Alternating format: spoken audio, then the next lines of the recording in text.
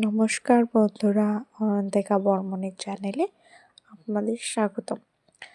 তো এখানে অয়ন্তিকা সকালবেলা ঘুম থেকে উঠে পড়েছে এবং রীতিমতো সে মোড়ামুড়ি দিচ্ছে। তারপর আমি তার ডাইপারটাকে চেঞ্জ করে দিলাম, তাকে ফ্রেশ করে দিলাম, তার সকালে সমস্ত মেডিসিন দধ খাইয়ে এবার আমি ওর সাথে কথা বলছিলাম। কথা বলতে বলতেই ও দিদি এসেছিল, খেলা করছিল।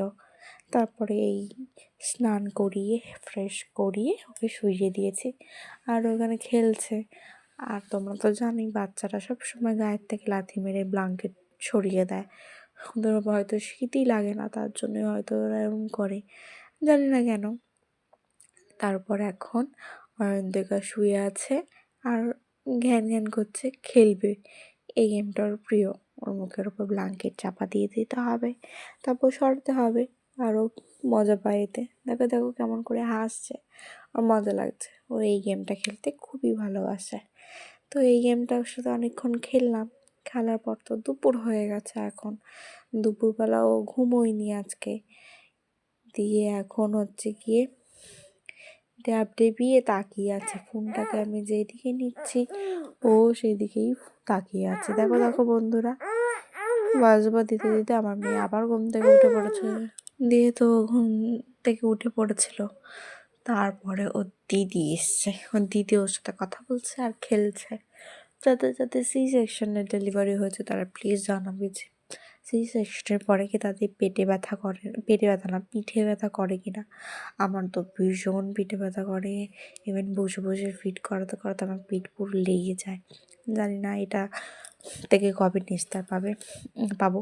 এখানে ওর দিদিকে ওর মা বকেছে, দেখে ওর দিদির চোখ ছল করছে, কান্না করছিল। তাই আমি বলছি কাঁদিস না তুই কাঁদলে বুনিও কেঁদে দেবে। দিয়ে ও আর কাঁদিনি, দিয়ে তাকিয়ে আছে। এখানে ভাত খাওয়ার সময় হয়ে গেছে, আর আমার ভাত খাওয়ার সময় মানেই আমার মহারানীর ওঠার টাইম।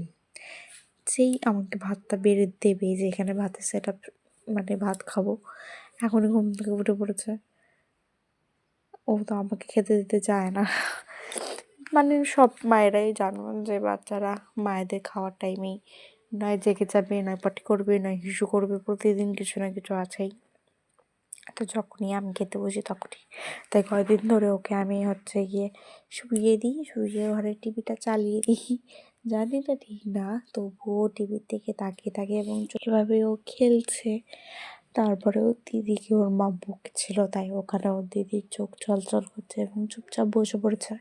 ও এখন আর ওর বোনের সাথে খেলছে না। তা আমি তাই বলছিলাম যে কাঁদিস না, তোর বোনে তাহলে উঠে পড়বে, কাঁদিস না। তোমরা সকলেই জানো মায়েদের খাওয়ার টাইম হলে বাচ্চারা উঠে পড়ে।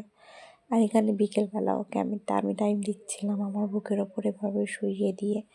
তোমরা সবাই জানাবে যে এইভাবেই কি তোমরাও তোমাদের ভাই বা বোনিকে দেখেছো টাইম দিতে।